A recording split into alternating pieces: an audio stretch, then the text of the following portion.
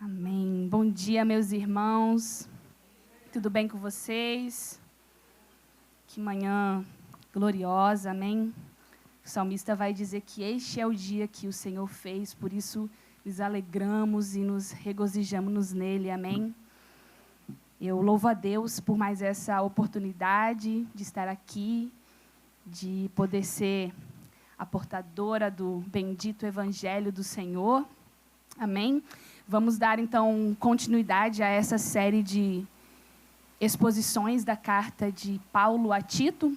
Hoje, então, nós vamos ver o capítulo de número 2. Então, se você já quiser abrir aí a sua Bíblia, Tito, capítulo de número 2. O tema desse capítulo é a conduta adequada dos santos, né?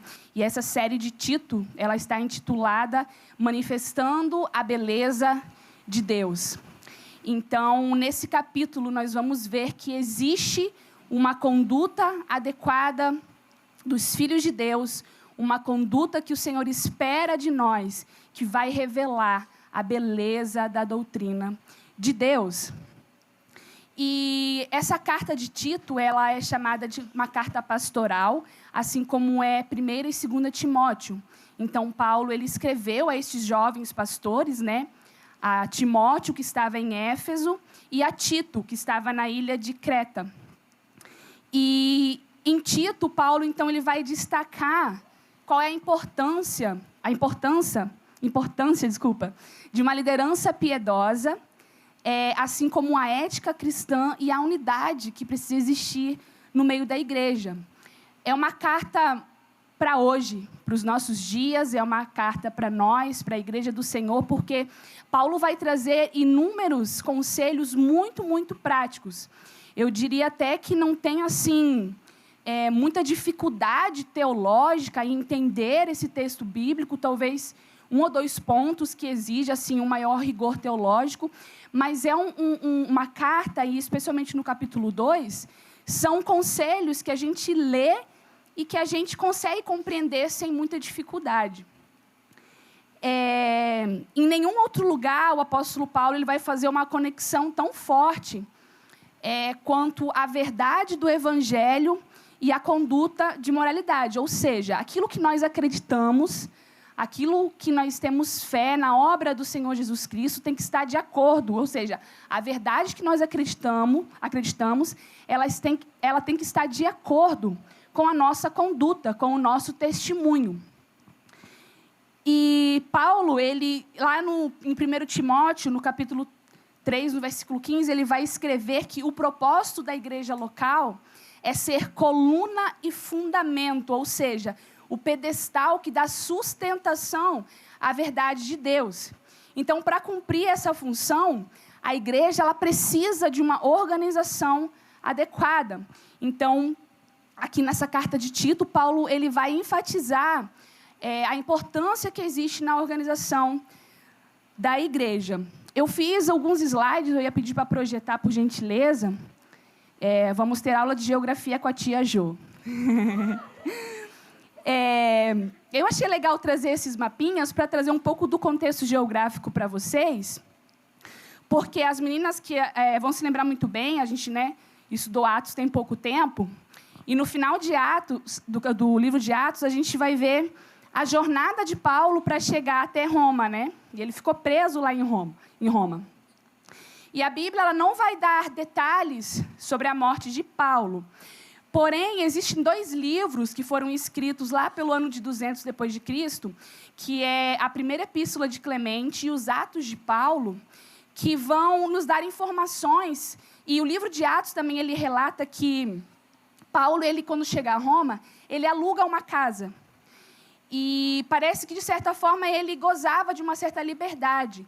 Então, os estudiosos acreditam que, quando ele chega em Roma, ele ainda teve tempo de fazer mais um empreendimento missionário, ou seja, ele sai de Roma e ainda consegue visitar ali as igrejas da região da Macedônia, de Éfeso e Creta. E por isso eu queria projetar o mapa. Quando estiver pronto, pode projetar? Então, só para a gente se localizar, todo mundo sabe onde está o Brasil, né? Beleza, do outro lado está a África, acima da África, a região da Europa. Então, vamos dar um zoom naquele quadradinho. Pode passar, por favor, o próximo slide? Isso. Então, é nesse contexto geográfico que a carta de Tito está inserida, né? Então, Paulo está em Roma. Então, ele sai de Roma, saiu da prisão em Roma.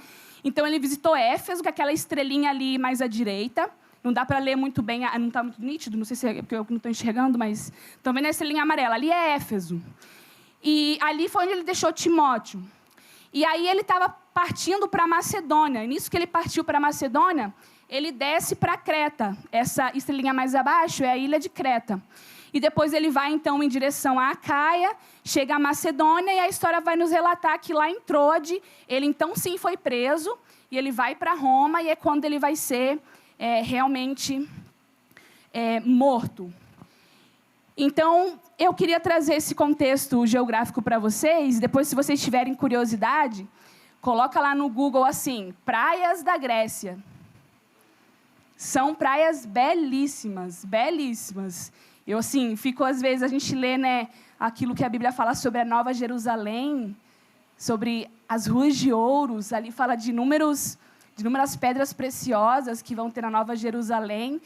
Mas, quando a gente olha para as praias da Grécia, gente, se a Nova Jerusalém vai ser bonita, se as praias da Grécia são bonitas, a Nova Jerusalém é uma beleza realmente inefável. Então, é isso. Dado esse contexto, vamos então para o texto bíblico, amém? Deu para entender, gente? Deu para se localizar um pouquinho? Show de bola. Então, diz assim, Tito, capítulo 2. Versículo 1. Mas você ensine o que está de acordo com a sã doutrina. Quanto aos homens idosos, que sejam moderados, respeitáveis, sensatos, sadios na fé, no amor e na perseverança. Do mesmo modo, quanto às mulheres idosas, que tenham conduta reverente, não sejam caluniadoras, nem escravizadas a muito vinho, que sejam mestras do bem, a fim de instruírem as jovens recém-casadas a amar o marido e os filhos, a serem sensatas, puras, boas donas de casa, bondosas, sujeitas ao marido, para que a palavra de Deus não seja difamada. Do mesmo modo, quanto aos mais jovens, exorte-os, para que em todas as coisas sejam moderados. Seja você mesmo um exemplo de boas obras. No ensino, mostre integridade, reverência, linguagem sadia e irrepreensível, para que o adversário seja envergonhado, não tendo nada de mal a dizer a nosso respeito. Quanto aos servos, que sejam em tudo obedientes ao seu Senhor, dando-lhe motivo de satisfação, que não sejam respondões, nem furtem, mas que deem prova de toda a fidelidade, a fim de que, em todas as coisas, manifestem a beleza da doutrina de Deus, nosso Salvador. Porque a graça de Deus se manifestou, trazendo salvação a todos. Ela nos educa para que, renegadas a impiedade e as paixões mundanas, vivamos neste mundo de forma sensata, justa e piedosa, aguardando a bendita esperança e a manifestação da glória do nosso grande Deus e Salvador Jesus Cristo. Ele deu a si mesmo por nós, a fim de nos remir de toda iniquidade e purificar para si mesmo um povo exclusivamente seu, dedicado à prática das boas obras. Ensine estas coisas. Também exorte e repreenda com toda a autoridade, que ninguém despreze você. Então, como nós vimos no capítulo de número 1, muito bem exposto na semana passada pelo Tiago, Paulo ele abordou sobre as qualidades de um verdadeiro líder. E ele também mostrou como identificar e confrontar os falsos mestres. Agora, então, no capítulo 2, a gente pode dividir assim, em 2 tópicos aquilo que o apóstolo Paulo está abordando. O primeiro tópico, que vai ser do verso 1 ao verso 10, como viver o cristianismo.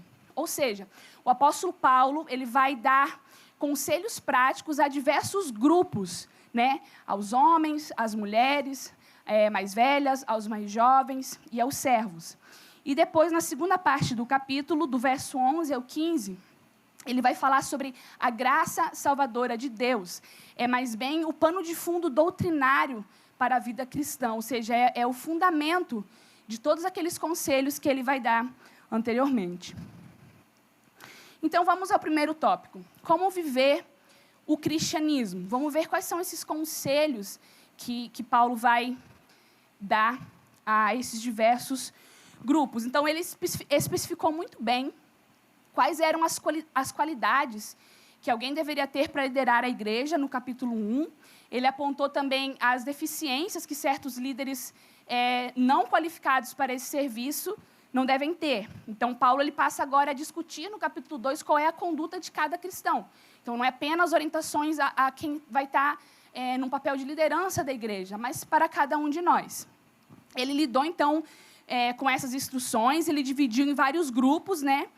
E a gente pode se questionar quais foram os critérios que o apóstolo Paulo usou para trazer esses conselhos, para dividir esses grupos.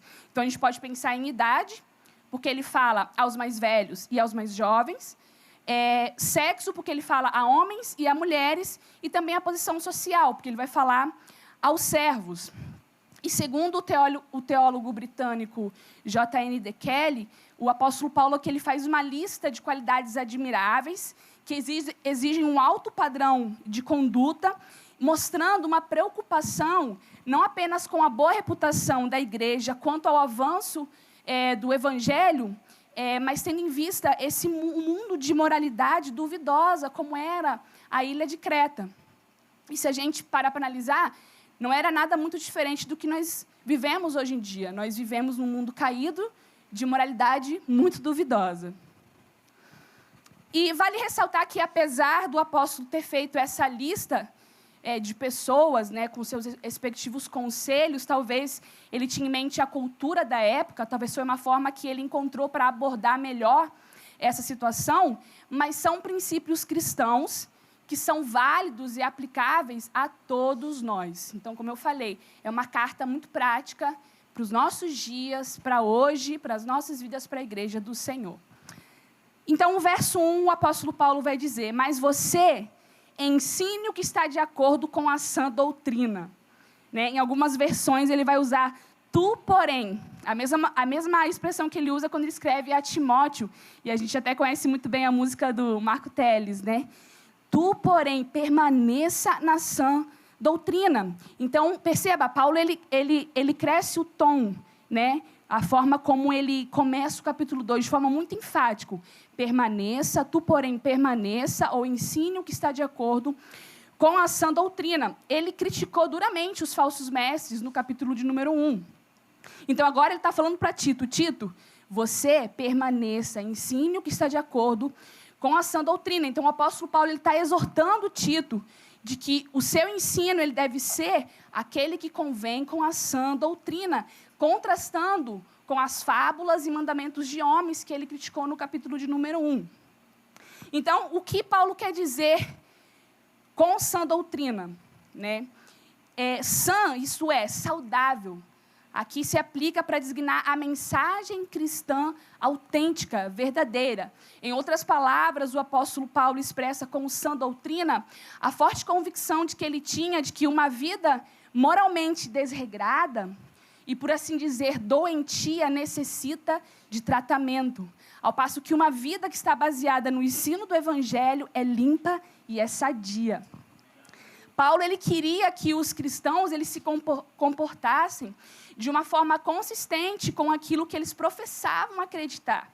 Então, a principal motivação de Paulo aqui é que as exortações elas estão de acordo com a sã doutrina. Ou seja, todos os conselhos que ele vai dar a seguir nos próximos versículos estão de acordo com a sã doutrina. E a palavra que ele usa aqui no grego é higienose, ou algo do tipo, né? Preciso estudar grego. Que significa sã, significa estar saudável, ser íntegra. E é uma palavra que ela é usada muito comum nos evangelhos, usada para designar alguma pessoa que tinha algum tipo de defeito físico ou alguma incapacidade e que agora está totalmente sadia, com todos os seus órgãos e faculdades mentais funcionando perfeitamente. Então, é isso que o apóstolo está querendo dizer com sã doutrina. E a gente tem visto, tem entendido, aprendido que a melhor maneira de combater uma mentira é falando a verdade.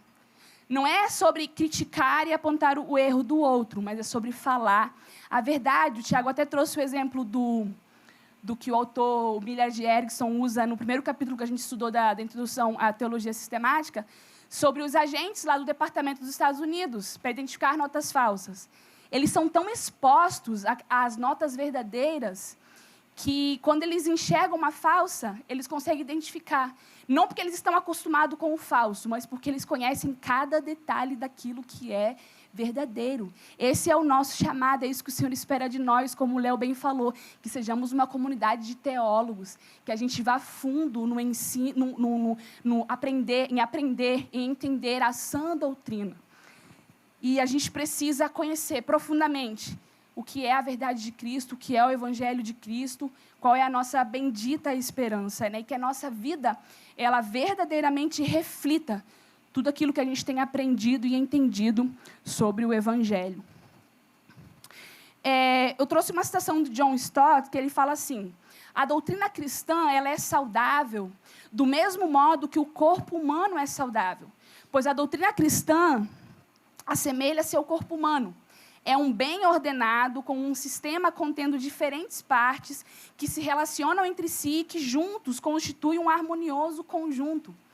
Portanto, se a nossa doutrina, se a nossa teologia ela está mutilada, ou seja, se está faltando alguma parte nela, ou se ela está enferma, né, se tem alguma parte dela que está contaminada, então ela não está sã, ela não está saudável. Então, o que Paulo quer dizer com a expressão sã doutrina é o que, em outra parte, ele chamou de todo o desígnio de Deus.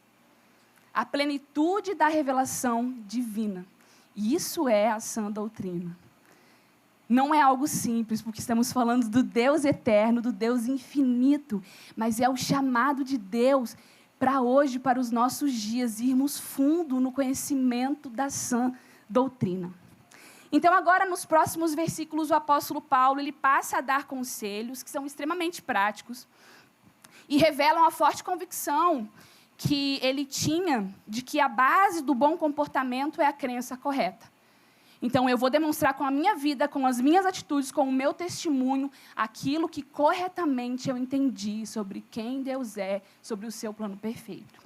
Então, basicamente, Paulo está olhando para a igreja e ele está observando os diversos grupos de diferentes pessoas, diferentes faixas etárias, diferentes né, homens e mulheres, jovens e mais velhos.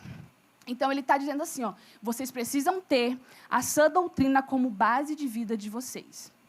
Então, mais do que uma questão de gênero, mais do que uma questão de idade aqui, você é livre para se considerar um homem mais velho, ou uma mulher mais velha, ou um jovem, né? Paulo não dá aqui uma faixa etária definida. A questão aqui é que Paulo está instruindo um estilo de vida que Cristo espera de todos nós. Então, talvez um conselho que é para o mais velho, mas pode muito bem ser aplicado para o mais jovem.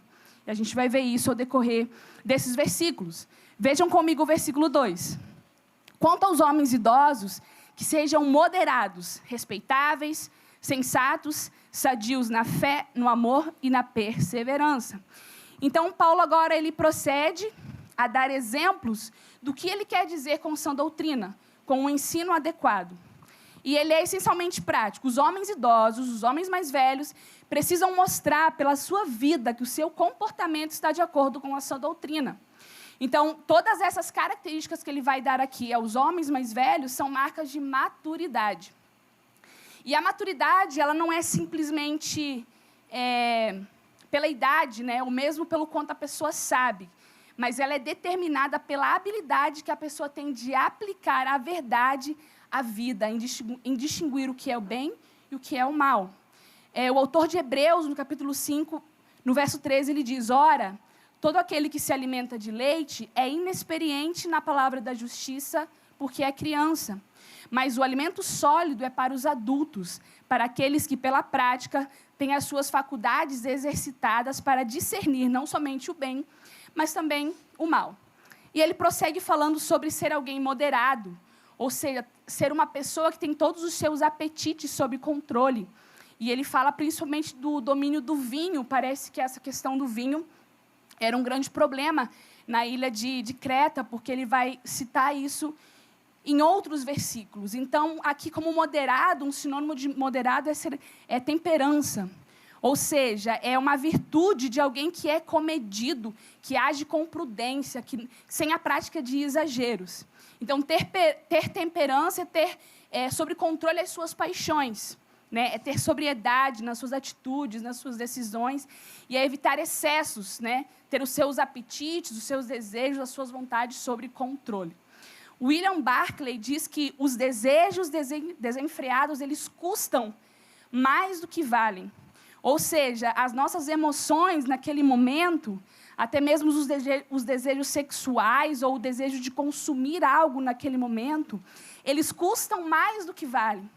Ou seja, no momento pode ser que vale muito, porém pode ter um alto custo lá no futuro, pode ter uma consequência maior do que o preço que a gente paga naquele momento. Então, uma pessoa moderada é alguém que olha para os seus desejos carnais e consegue se controlar. E o apóstolo prossegue falando sobre alguém que tem que ser respeitável, alguém que tem a vida na luz, onde não há acusação de escândalo e tem um bom testemunho. No capítulo 1, ele usa a expressão ser alguém irrepreensível, né? Não é aquele, meu Deus, é o santarrão, que talvez até está levitando. Não é sobre isso. Não é alguém que não peca e que não erra, mas é alguém que se conserta. É alguém que, quando peca, logo se arrepende. É alguém que tem a sua vida na luz e que não tem medo de ser vulnerável com os seus irmãos, que se arrepende, que está pronto para ouvir e para mudar aquilo que precisa estar de acordo com a vontade do Senhor. E fala sobre ser alguém sensato, né? Uma pessoa que mede os seus gestos, suas ações e reações, muito conectado com ser alguém moderado. E ele termina falando sobre ser sadio na fé, no amor e na perseverança. A gente pode chamar isso de a trilogia da maturidade cristã. Porque nós somos sadios na fé, porque nós cremos na obra redentora de Cristo. No amor, quando nós amamos ao Senhor acima de todas as coisas e ao nosso próximo. E nós perseveramos, ou seja, nós temos esperança de que haverá um glorioso dia de que o Senhor voltará. Então, os homens mais velhos, se eles forem sadios nessas 3 áreas, eles serão exemplo de maturidade para a comunidade e eles poderão aconselhar os mais jovens. No versículo 3, o apóstolo ele continua e ele diz, do mesmo modo, quanto às mulheres idosas, que tenham conduta reverente, não sejam caluniadoras nem escravizadas a muito vinho, que sejam mestras do bem. E é interessante porque essa expressão do mesmo modo, o que o apóstolo está querendo dizer é o seguinte, todos os demais conselhos que eu já dei se aplicam também às mulheres mais velhas. E ele fala para não ser caluniadora, né? E a palavra que usada é diabolos, diabo vem dessa palavra, ou seja, inimigo. Então, é evitar a calúnia, a fofoca, evitar falar mal das pessoas pelas costas. Lá no livro de Tiago, no capítulo 3, a gente vai ver que a língua, ela fere, ela destrói e ela mata. Então, que não sejamos pessoas caluniadoras. E ele enfatiza novamente, nem escravizadas a muito vinho. Então, não é sobre não beber, mas é sobre não ter a sua vida controlada pela bebida. É isso que o apóstolo está combatendo aqui. E Paulo continua, veja que expressão tão interessante, que sejam mestras do bem. Se alguém aí tem a versão NVI, diz assim, serem capazes de ensinar o que é bom. Ou seja, não devem apenas praticar o que é bem, mas ser mestras do bem. Ou seja, com a sua conduta, com o seu exemplo, as mulheres mais velhas, elas conseguem ensinar, elas são mestres para os mais jovens. E isso é ser igreja. Um autor chamado Warren Wiersbe diz que a igreja precisa tanto dos mais velhos quanto dos mais jovens. E uns devem ministrar aos outros. É preciso construir pontes de comunicação entre os mais velhos e os mais jovens. O conflito de geração ele precisa ser resolvido. Então, por exemplo, eu olhar para o casamento do Jorginho e da Jo e ser exemplo para mim. olhar para o casamento da Fernanda e do Pimenta e ser exemplo para o meu casamento, porque eles estão nessa jornada há mais tempo. Acho que depois deles, eu e Vitinho somos os que mais tempo estamos nessa jornada, porque a gente está junto desde 2008. Mas é sobre isso, e é sobre eu olhar para a minha vida, para o meu casamento, e perceber que ele tem que ser exemplo para os que são recém-casados ou para aqueles que ainda vão se casar. Mas é olhar também para os solteiros e ver que eles também têm algo para nos ensinar. E aí, no verso 4, o apóstolo continua: a fim de instruírem as jovens recém-casadas a amar o marido e os filhos. E, segundo o teólogo J.N.D. Kelly, aqui o apóstolo ele parece fazer uma transição, então, do que é o setor mais velho para o setor mais jovem da igreja. Então, as mulheres mais velhas, elas devem demonstrar esse alto padrão de conduta a fim de instruírem as jovens recém-casadas a amarem seus maridos e seus filhos. Esse mesmo teólogo que eu citei, no comentário sobre a carta de Tito, eu achei muito interessante, eu trouxe para vocês algo que ele fala sobre esse versículo, que ele diz que, na antiguidade, tanto entre pagãos quanto entre judeus, uma mulher jovem que amasse o seu esposo, amasse o seu filho, fosse dedicada a eles, era o mais alto padrão de conduta que essa jovem poderia alcançar.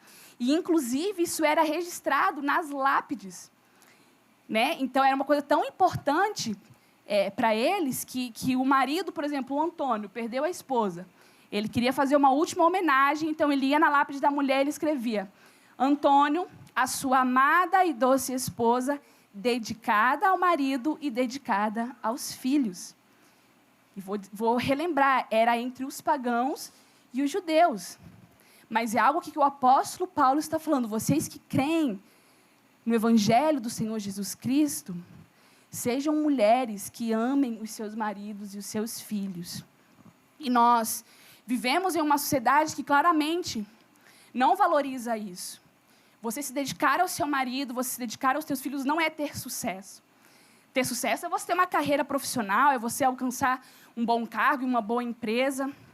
E veja bem, o que o apóstolo está falando aqui não é que a mulher não possa ter sua vida profissional, estudar, fazer sua faculdade, mas é sobre negligenciar, ou seja, colocar o sucesso profissional na frente do cuidado dos seus filhos e do seu esposo.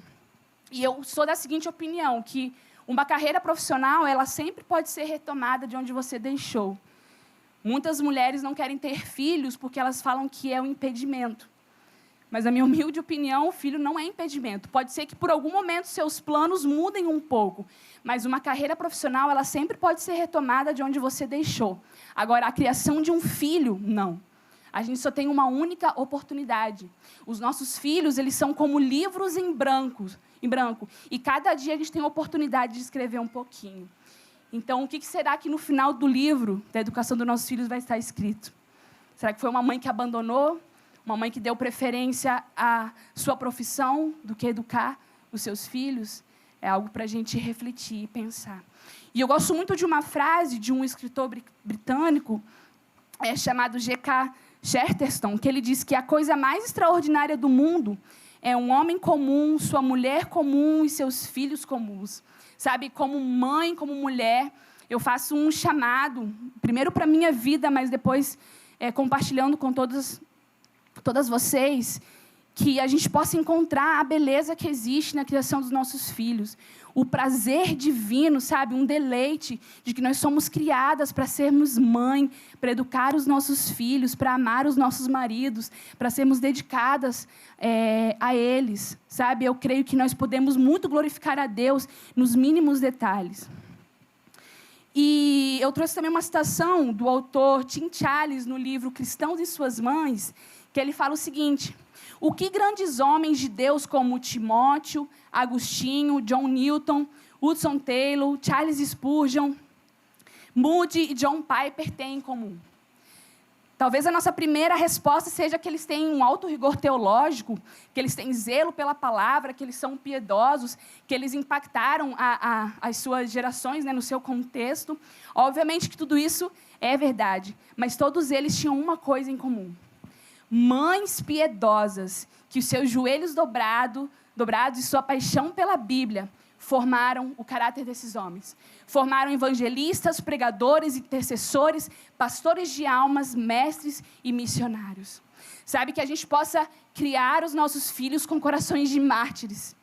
Que eles amem ao Senhor acima de todas as coisas, que eles tenham como a maior ambição da vida deles conhecer ao Senhor o mais profundo que puderem. E no verso 5, então, o apóstolo continua, instruindo as mais jovens a serem sensatas, puras, boas donas de casas, bondosas, sujeitas ao marido, para que a palavra de Deus não seja difamada. Então, existe uma intenção, uma motivação por trás de todos os conselhos, ou seja, a finalidade por trás de todos esses conselhos que o apóstolo está dando é para que a palavra de Deus não seja difamada.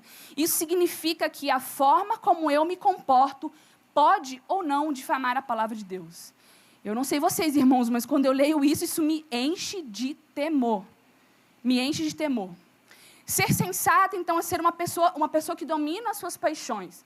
Nada diferente do que ele já tenha dito para os homens mais velhos e as mulheres mais velhas.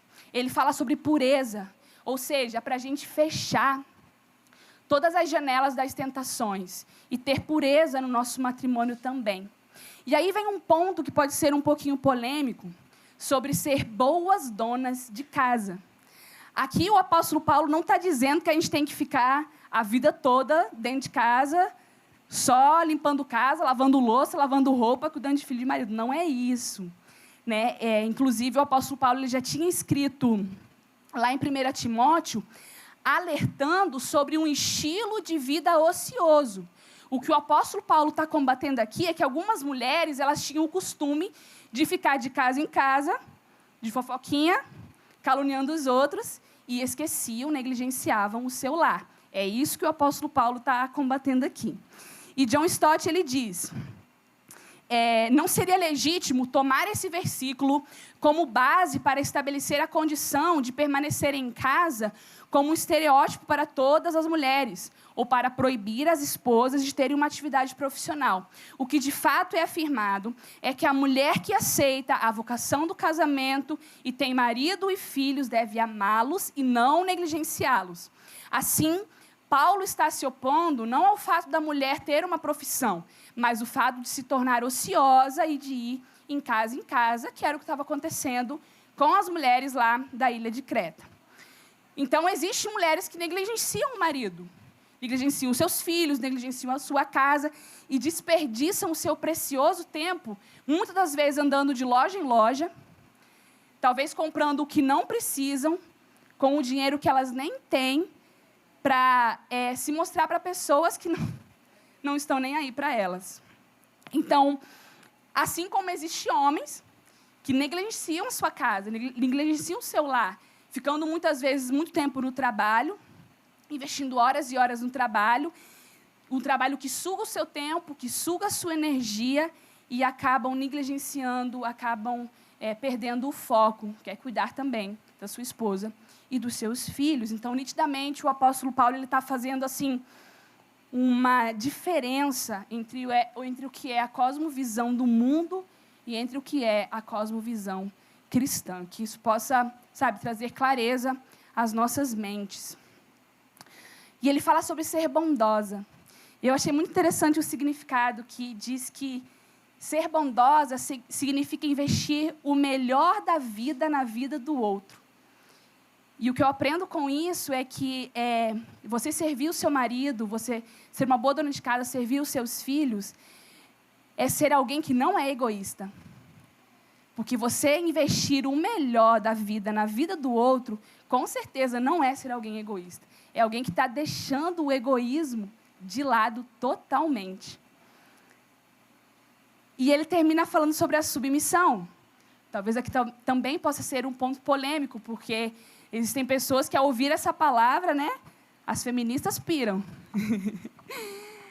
Mas a submissão, ela significa você abrir mão de que tudo seja como você quer. Você já percebeu como que a gente sofre quando a gente quer que tudo, tintim por tintim, seja como a gente quer? Então, nós somos submissas aos nossos esposos, os nossos esposos são submissos a Deus. E todo mundo aqui pode ser que seja submisso a um chefe, os filhos são submissos a seus pais. Então, submissão ou sujeição não significa inferioridade. Gente, Jesus, ele se submeteu ao Pai. E em nada ele foi inferior. Então, não se trata aqui, sabe, de uma subserviência ou uma dócil rendição a tudo que o marido quer, né? Porque existe um extremo e outro. A liberdade e a igualdade da mulher, elas não contradizem a subordinação ao marido, desde que essa subordinação ela aconteça de forma espontânea e não segundo as concepções, talvez, de uma fantasia masculina de superioridade ou de cobiça por dominação. E lembrando aqui que o contexto que o apóstolo Paulo está escrevendo, as mulheres elas queriam ser solteiras, elas queriam ser independentes, elas achavam que não precisavam do homem para nada, elas nem pensavam em casamento. Mas onde existe amor, onde existe obediência, onde existe amor, a obediência ela não é para nada dolorosa.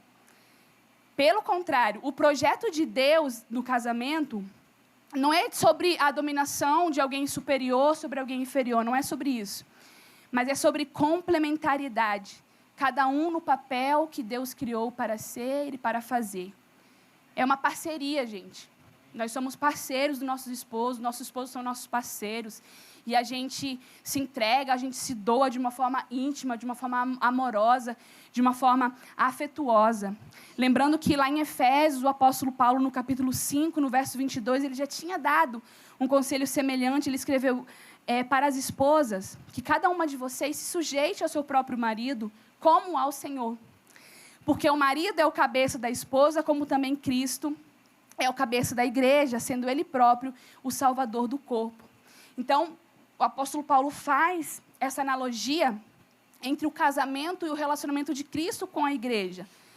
A mulher sendo requisitada a se submeter ao seu marido, da mesma forma que a igreja se submete a Cristo. Ou seja, quando o Senhor nos encontra e a gente se converte, a gente responde ao amor do Senhor com alegria do fundo do nosso coração, não de má vontade nem por obrigação. É exatamente isso que o apóstolo Paulo está falando aqui, para as mulheres se submeterem ao seu marido, assim como a igreja se submete a Cristo, voluntariamente, respondendo ao amor que ele demonstrou por nós. E quando a gente olha com essa ótica, se torna mais fácil, muito mais fácil. Eu me submeto ao meu esposo porque eu o amo, porque Cristo nos amou, Cristo nos uniu, e existe uma obra muito maior. O nosso casamento, ele reflete, ele revela a glória que há de vir quando o Senhor virá, quando o noivo virá, quando o noivo voltará para casar com a sua amada igreja. E existe algo que nós não podemos esquecer, que o apóstolo Paulo também ele exortou os homens, que ele falou, olha, aos maridos, amem com amor sacrificial, como Cristo amou a igreja, a ponto de se entregar por ela. Então, segundo Paulo, aqui, o padrão divino, o relacionamento ideal, ele implica que os dois se doem um ao outro. Os dois se doem um ao outro. Não é apenas um lado, apenas um outro. Os dois se doam mutuamente. E sempre que esse amor sacrificial ele é abandonado, o casamento ou ele sofre, ou ele sucumbe completamente. Então, que a gente possa ter isso sempre em mente, naqueles momentos difíceis. E eu preciso confessar algo para vocês, que sempre que eu tenho uma dificuldade com meu esposo, ou, na verdade, sempre que eu estou vivendo assim, sabe, aquela lua de mel, está tudo mil maravilhas em casa, eu oro, eu falo, Espírito Santo, não me deixe esquecer desse momento. Não deixe esquecer o quanto que eu estou amando o meu esposo, o quanto que eu estou, sabe, amando ser esposa dele, o quanto que eu estou amando os meus filhos. Não me deixe esquecer desse momento. Porque eu sei que vem os momentos ruins, e vem os momentos difíceis. E nos momentos difíceis, o Espírito Santo ele me traz a memória. Ele fala, você orou para que eu te lembrasse. Nos momentos difíceis, o Espírito Santo traz à memória todos os momentos bons. E é assim, gente, o nosso casamento, a nossa vida é como se fosse as estações do ano. Tem dia que é verão, tem dia que é primavera e está tudo florido. Mas tem dia que é inverno, é chuvoso, é nublado. Mas a gente persevera, porque a gente ama o Senhor acima de todas as coisas. E depois ao nosso marido, depois aos nossos filhos. Então, finalizando com os conselhos para as mais jovens, Paulo, ele escreve para que a palavra de Deus não seja difamada. Então, a insubmissão da mulher ao marido, ela vai ser um escândalo para o evangelho. É o que tem que ter, é o que nós devemos ter em mente. Todas as vezes que eu sou insubmissa ao meu marido, eu estou trazendo escândalo para o glorioso evangelho de Cristo. Então, minhas amadas irmãs, vamos nos submeter aos nossos maridos com amor, com alegria. Então, não somente faça a comida e sirva o seu marido. Porque é melhor servir do que ser servido. Se o teu marido é como o meu, que desde a hora que ele acorda até a hora que ele vai dormir, ele fica me zoando, perdoe, porque é melhor perdoar do que ser perdoado. Ame sem esperar nada em troca, pois é melhor amar do que ser amada. E vocês, meus amados irmãos,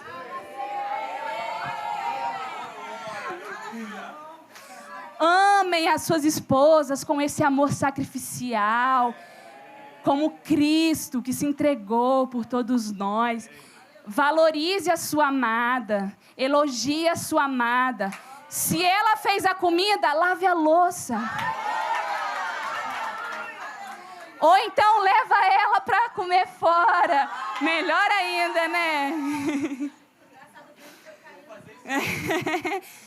Os homens foram ficando xoxinhos, né? Entendi nada.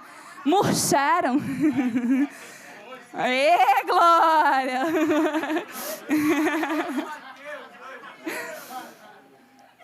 Amém. E no verso 6, o apóstolo então continua. Do mesmo modo, quanto aos mais jovens, exorte-os para que em todas as coisas sejam moderados. Percebam, ele usa a mesma expressão, do mesmo modo. Ou seja, tudo que ele já falou, tudo que ele já aconselhou, mas jovens, serve para vocês. Então, sejam moderados em todas as coisas. Então, juventude não é sinônimo de imaturidade. Em todas as áreas da nossa vida, não é desculpa para quem é jovem ter uma vida descuidada. A palavra que o apóstolo Paulo usa aqui é autodisciplina, autocontrole, autodomínio, ou seja, ter controle do seu temperamento, da sua língua, da sua ambição, da sua avareza e especialmente dos seus apetites carnais, os seus apetites sexuais. De modo, então, que o jovem cristão permaneça dentro de um padrão de castidade antes do casamento e de fidelidade após o casamento. E a gente pode lembrar de 2 exemplos muito breves. José, que teve uma oportunidade ali, uma tentação com a mulher de Potifar, mas ele se recusou, porque ele falou, eu não posso pecar contra o meu Senhor. E também Daniel. Daniel era um jovem e ele não se contaminou com a cultura da Babilônia. Ele preferiu ser jogado na cova dos leões. Então, é possível, com a ajuda do Espírito Santo, é possível sermos todos moderados, amém? Não somente para os jovens. O Espírito Santo que age em nós, que nos ajuda. O verso 7, então, diz, seja você mesmo um exemplo de boas obras. No ensino, mostre integridade, reverência. E o verso 8 continua, linguagem sadia e irrepreensível, para que o adversário seja envergonhado, não tendo nada de mal a dizer a nosso respeito. Então, Paulo aqui, olhando para Tito, Tito era um jovem pastor, então ele chama assim Tito a responsabilidade. Ó, Tito, você como um jovem, seja um exemplo de boas obras. E a gente pode tirar o nome de Tito e colocar o nosso nome. Jô, seja você mesmo um exemplo de boas obras.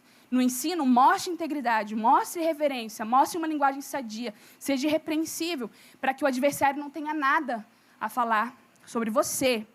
E a melhor maneira de pregarmos o evangelho é falando e vivendo. né? Nós precisamos, então, sermos modelos de direção e inspiração.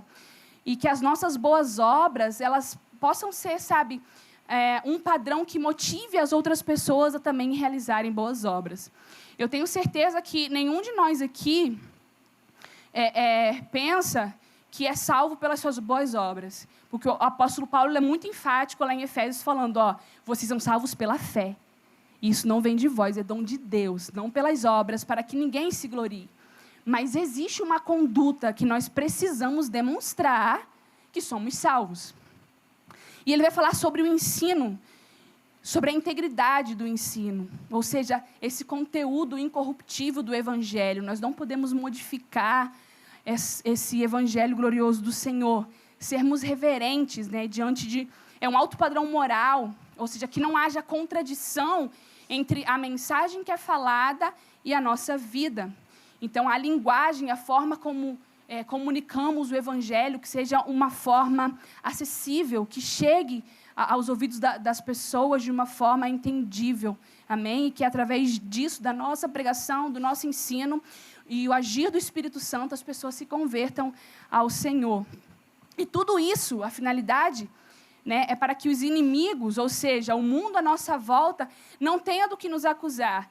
Porque, irmãos, a coisa mais vergonhosa que existe é alguém pregar, falar algo e a vida da pessoa estar totalmente contrário com aquilo que ela está pregando. Que o Senhor tenha misericórdia de nós, sabe? E que isso que estamos construindo, estamos estudando um livro de teologia sistemática, é algo tão profundo, tão glorioso. E eu tenho certeza que muita gente pode achar que nós somos loucos, que nós somos talvez fanáticos, exagerados ou radicais, mas que, como o Léo falou, que a gente possa ir fundo no conhecimento teológico do Senhor, no conhecimento da sã doutrina.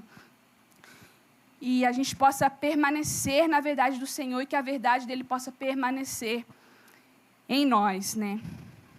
O verso 9 vai dizer, então, quanto aos servos, que sejam em tudo obedientes ao seu Senhor, dando-lhe motivo de satisfação, que não sejam respondões, nem furtem, no verso 10, mas que deem prova de toda a fidelidade, a fim de que em todas as coisas manifestem a beleza da doutrina de Deus, nosso Senhor.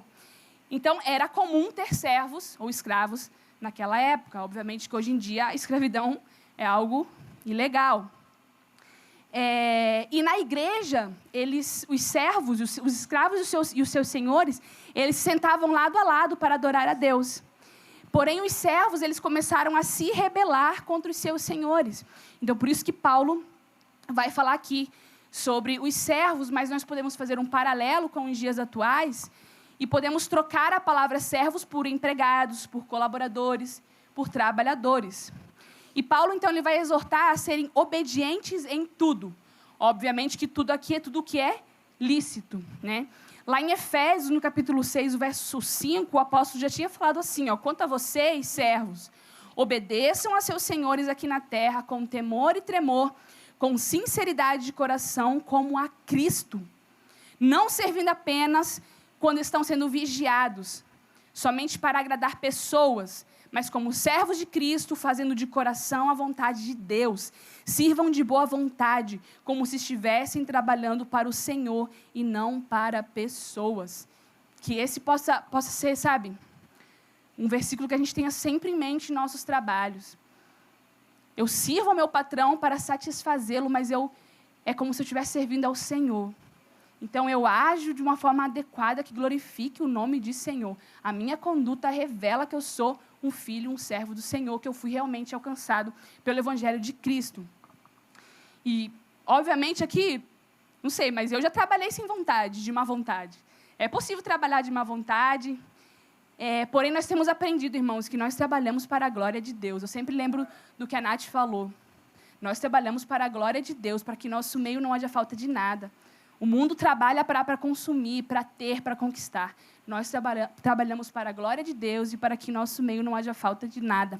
E que em tudo nós possamos honrar o nosso Senhor, né? Com fidelidade, o apóstolo enfatiza. Ou seja, mesmo que ninguém está vendo, lá no seu trabalho, talvez seu chefe saiu mais cedo, ou não está, e você vai embora mais cedo, ou você fica no Instagram.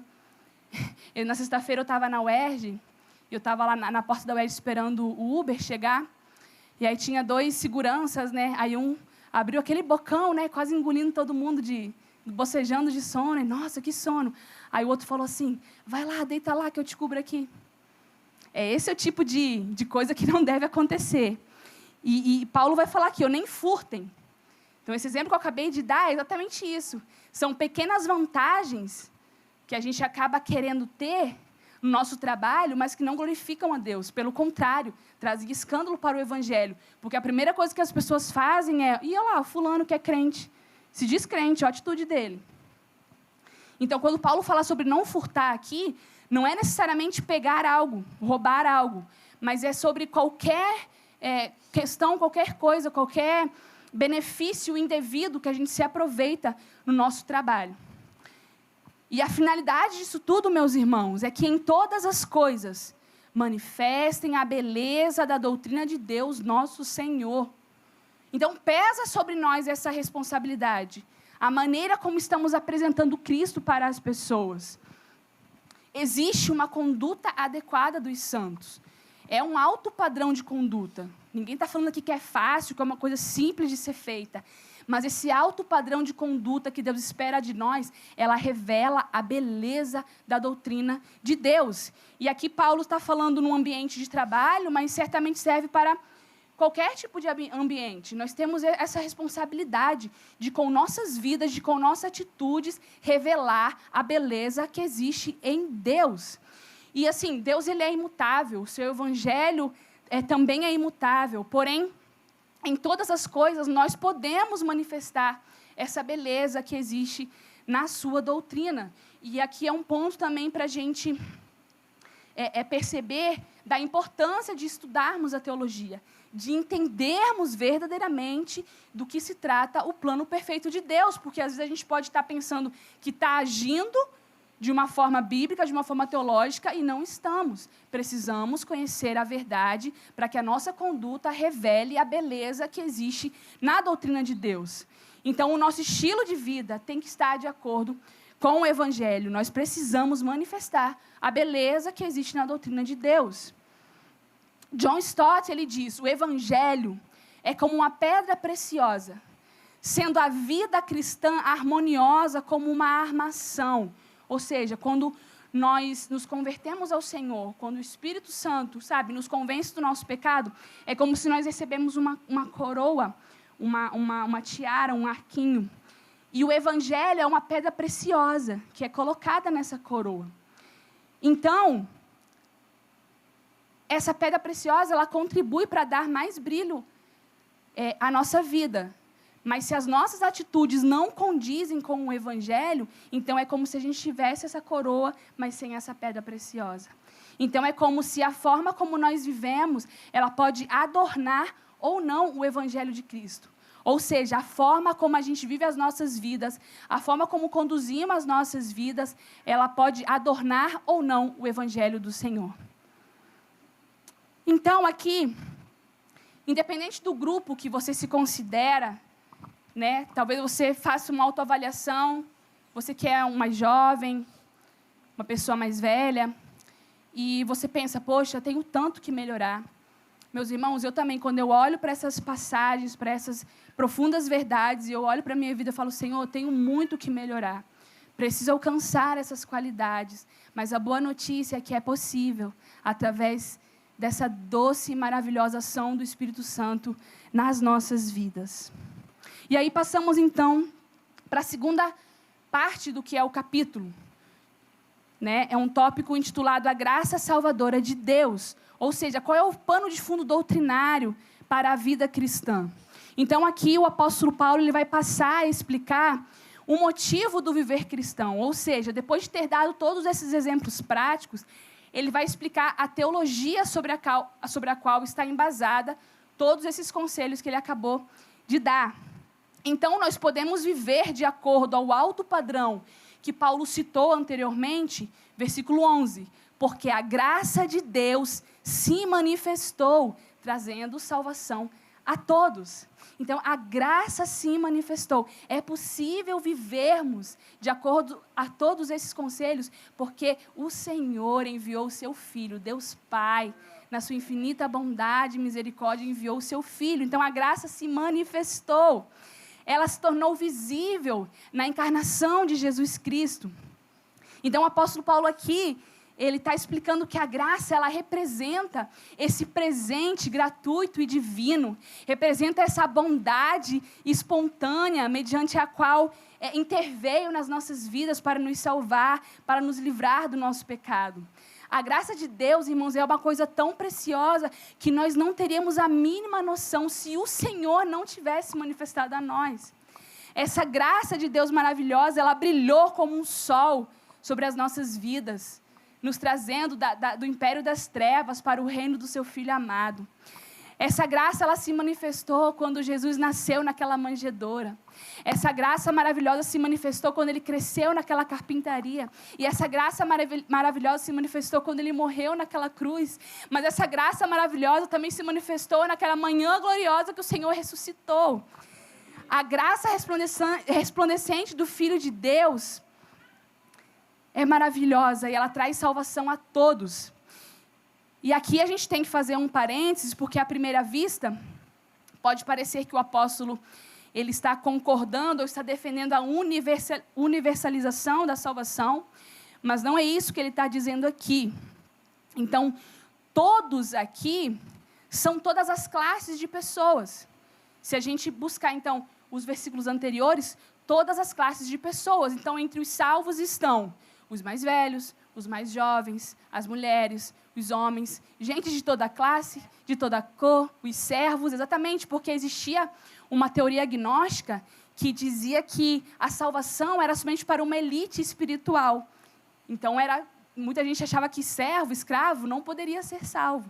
E é isso que o apóstolo Paulo está explicando para nós. Então, todos aqui, não significa que todo mundo vai ser salvo, mas sim os seus eleitos. E eu queria trazer uma citação do John Piper, no livro que ele fala sobre os 5 pontos em direção a uma experiência mais profunda da graça de Deus. E ele diz algo assim: a graça soberana de Deus vence a nossa morte e rebelião. E essa graça foi comprada para nós na morte de Cristo. Se quisermos aprofundar-nos em nossa experiência da graça de Deus, isto é um oceano de amor para desfrutarmos. Deus não quer que a noiva de seu filho sinta-se amada com um amor geral, que envolve todo mundo. Deus quer que a noiva de seu filho sinta-se encantada com a especificidade do seu amor, o qual ele derramou sobre ela antes do mundo existir. Deus quer que nos sintamos um povo focalizado. Eu escolhi vocês. Deus quer que nos sintamos um povo focalizado. Eu escolhi vocês. Eu enviei meu filho para morrer por vocês, a fim de que eu os tenha. Isto é o que nós oferecemos ao mundo. Não aguardamos para nós mesmos. E não o abandonamos por dizer: tudo o que temos a oferecer ao mundo é o amor geral de Deus por todas as pessoas. Não oferecemos isto.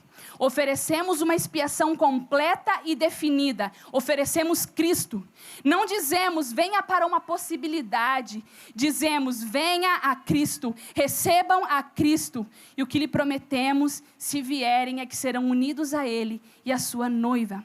E tudo que Cristo comprou para a sua noiva será deles. Tudo que Cristo adquiriu com absoluta certeza será a porção deles para sempre. E a sua fé provará que estão entre os eleitos. E o virem a Cristo provará que são beneficiários específicos de sua redenção particular, de sua expiação definida. Porque foi em favor dos eleitos que Cristo morreu com este desígnio imensurável de amor eterno.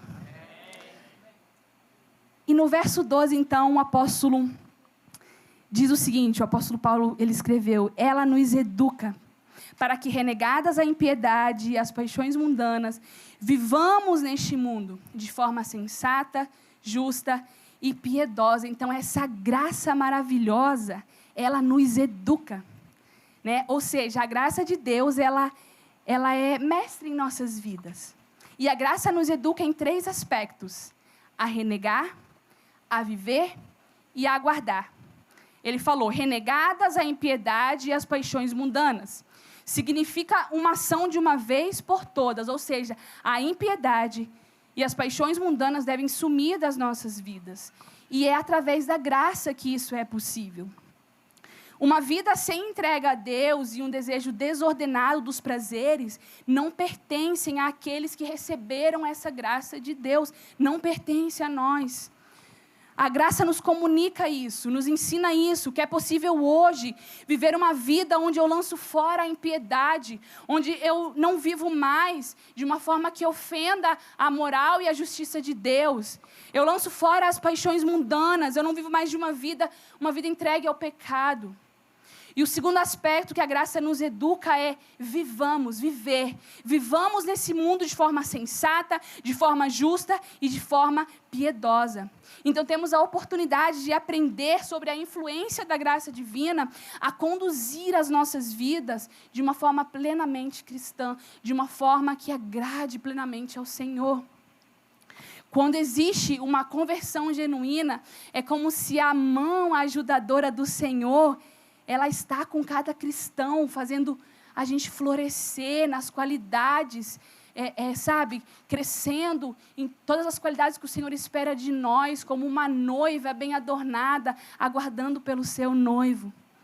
Viver de forma sensata, ter controle, ser alguém prudente, usar de forma adequada os nossos desejos, a fim de vencer aqueles desejos que são pecaminosos, a sermos pessoas justas com os outros à nossa volta. Eu sei que a Bíblia fala que a nossa justiça é como um trapo de imundícia, mas existe um certo nível de justiça que a gente pode exercer com relação aos nossos irmãos, com relação a todas as pessoas que estão à nossa volta, de forma piedosa, com fervor, com reverência a Deus, uma vida de compaixão pelo sofrimento alheio, uma vida que olha para o outro com um olhar de misericórdia.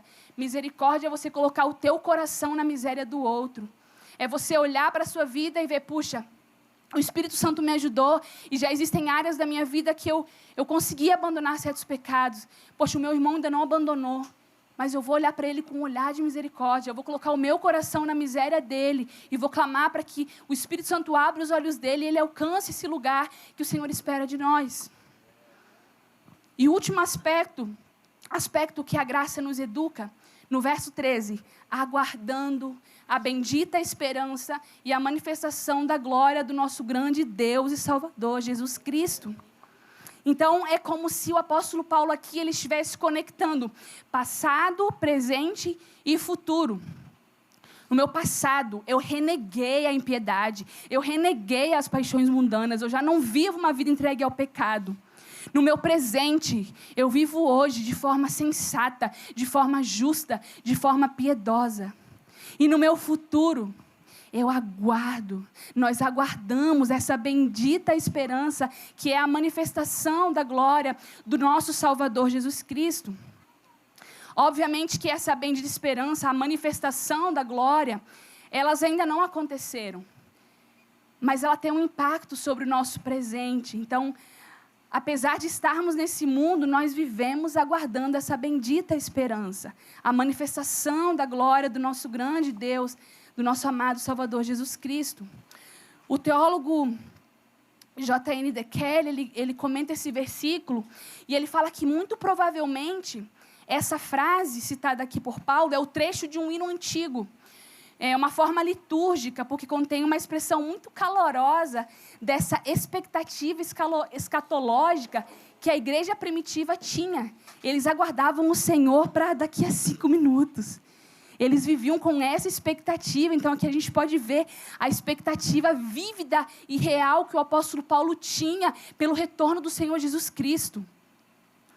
Ele vivia aguardando a profecia que está registrada no livro de Mateus, no capítulo 16, no verso 27. Porque o Filho do Homem há de vir na glória de seu Pai com os seus santos anjos, e então retribuirá a cada um conforme as suas obras.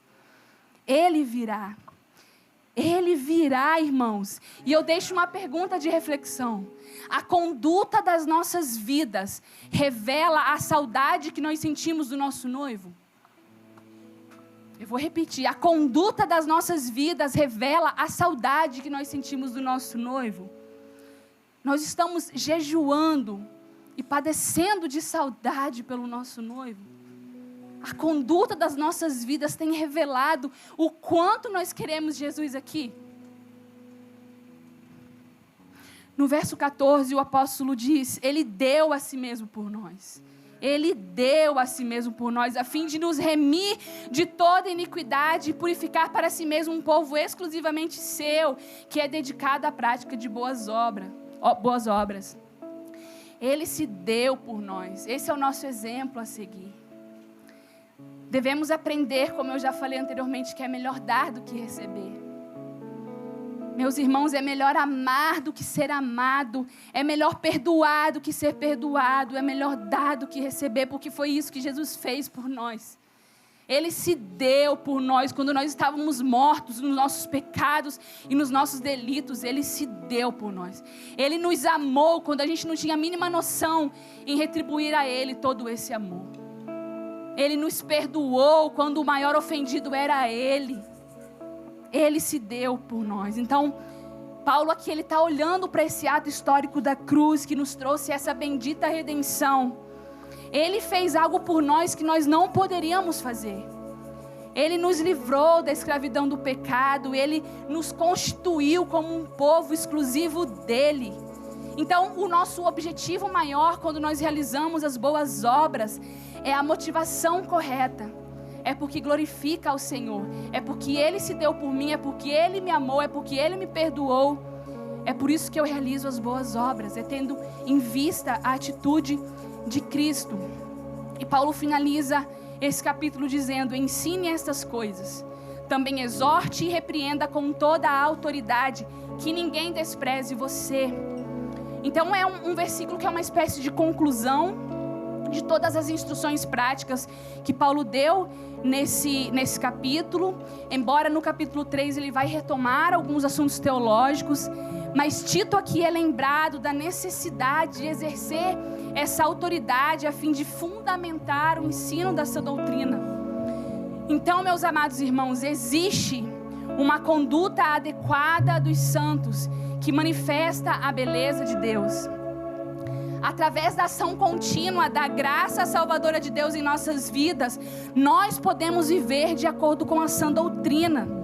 Que sejamos esse tipo de gente que vive um cristianismo verdadeiro, que concilia doutrina e devoção. Nós vamos fundo no conhecimento da doutrina, no conhecimento teológico de quem Deus é, mas nós vamos fundo também na busca pelos dons, para que a gente manifeste a beleza da glória de Deus. Vamos ser um povo radical, a ponto de que com a nossa vida nós possamos ensinar, que nós possamos exortar e repreender a todos à nossa volta. O apóstolo Paulo e os cristãos da igreja primitiva, eles enfrentaram inúmeras dificuldades, inúmeras perseguições que a gente nem tem em mente e que a gente vive numa liberdade total, irmãos, para pregar e viver o evangelho. E eles tinham um único objetivo, que era edificar a igreja local. Segundo o Dr. Thomas Consble, uma igreja ordeira, ou seja, que está de acordo com a sã doutrina, é uma igreja que está sendo edificada para a glória de Deus. E o poder de uma igreja ordeira reside em duas aparições. Ou seja, quando Cristo morreu na cruz e na sua segunda aparição, que será quando Ele voltar na sua glória. Então isso tem que motivar a igreja. A gente olha para o passado, a gente olha para o ato de Jesus na cruz e isso nos motiva. E a gente olha para o futuro e a gente aguarda o Senhor retornar e isso também nos motiva. Então nós ganhamos motivação a olharmos para trás e para frente. Nessas duas aparições do nosso Senhor Jesus. E para finalizar, eu queria até agradecer ao Jorginho, que ele me mostrou um parágrafo do livro Homens de Verdade, e eu queria usar para concluir essa mensagem. É uma fala, é um texto sobre o pastor Eric Alexander, por celebração do aniversário de 350 anos da Confissão de Fé de Westminster, no livro Homens de Verdade, que os meninos estão lendo, né? Então eles estavam lá diante da Catedral de Westminster. E ele falou o seguinte: qual é a coisa mais importante que Deus está fazendo na história hoje? Onde está o foco da atividade de Deus nesse exato momento? E ele respondeu: a coisa mais importante que acontece na história é o chamado, a redenção e o aperfeiçoamento do povo de Deus. A coisa mais importante que Deus está fazendo nesse exato momento é edificar, Ele está edificando a igreja de Jesus Cristo. O resto é apenas um cenário que Deus constrói para este grande propósito. Ele está chamando um povo, e nós temos o privilégio de fazer parte disso. E Ele está aperfeiçoando as nossas vidas, Ele está transformando as nossas vidas. E nessa citação, o pastor Alexander, ele diz que em uma certa ocasião, quando ele estava visitando a Catedral de Westminster, ela estava em obras. E havia um grande andaime na frente da catedral que não deixava ver a beleza que existia por trás da catedral. E aí ele prosseguiu na sua fala: o grande clímax da história virá quando Deus baixar a cortina deste mundo perdido e o Senhor Jesus Cristo chegar em sua infinita glória. O resto da história é apenas o andaime para a verdadeira obra. Se nós vivermos para este glorioso dia, tudo em nossa vida hoje fará sentido. Isso fortalecerá as nossas vidas para nós sermos um povo santo, um povo justo, um povo piedoso, que trabalha para edificar a igreja do Senhor juntos, em seu nome e em seu poder. Lutando com todas as nossas forças para a gente proteger o Evangelho, que é a única esperança de salvação para este mundo perdido em pecado. O Senhor, Ele está nos aperfeiçoando na sua graça, e através dessa gloriosa obra, nós podemos hoje manifestar com a nossa vida a beleza que existe na doutrina de Deus. Não só esperando esse bendito dia, mas apressando a volta do nosso noivo, do nosso amigo Jesus. Que o nosso coração, ele possa doer. Que o nosso coração possa doer enquanto esse dia não chegar. Enquanto nós não estivermos prontos. Que o nosso coração possa estar muito, muito doído. E que a gente possa se aprontar depressa. Ele logo vem. Então tudo será como uma sombra comparado com a beleza gloriosa que será manifestada do nosso Senhor. E eu termino com as palavras do apóstolo Pedro, que diz: visto que tudo será assim desfeito, que tipo de pessoas, que tipo de gente é necessário que vocês sejam? Vivam de maneira santa e piedosa, esperando o dia de Deus e apressando a sua vinda. Naquele dia os céus serão desfeitos pelo fogo e os elementos se derreterão pelo calor. Todavia, de acordo com a sua promessa, esperamos novos céus e nova terra onde habita a justiça. Que Deus nos abençoe nessa manhã, irmãos. Que o Espírito Santo possa falar no mais profundo do nosso ser. E que Ele possa nos ajudar a sermos um povo que espera, que apressa a sua vinda. Amém.